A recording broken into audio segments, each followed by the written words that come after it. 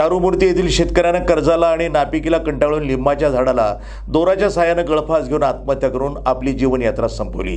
या शेतकऱ्याच्या कुटुंबावरती कोसळला आहे दुःखाचा मोठा डोंगर। सोयगाव तालुक्यामध्ये शेतकऱ्यांच्या आत्महत्याचं प्रमाण मोठ्या प्रमाणात वाढत असून या अगोदरही बऱ्याच आत्महत्या झालेल्या आहेत। अशीच घटना सोयगाव तालुक्यामध्ये दिनांक 27 फेब्रुवारी रोजी रात्री 8 ते 9 वाजण्याच्या दरम्यान चारूमूर्ती येथील शेतकरी ईश्वर मूलचंद जाधव या शेतकऱ्यानं शेतामध्ये अनाड शिवारामध्ये कर्जाला कंटाळून लिंबाच्या झाडाला दोराच्या साहाय्यानं गळफास घेऊन आत्महत्या केली।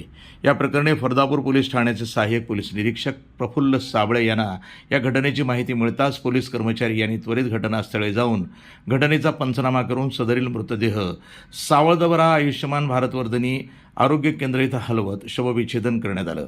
या घटनेसंदर्भात पुढील तपास सहाय्यक पोलीस निरीक्षक प्रफुल्ल साबळे यांच्या मार्गदर्शनाखाली पोलीस उपनिरीक्षक सुग्रीव चाटे, बीड जमादार मिरखा तडवी, पोलीस कर्मचारी शिवदास गोपाळ हे करत आहेत। प्रतिनिधी जब्बार तडवी, सोयगाव, छत्रपती संभाजीनगर, NTV न्यूज मराठी।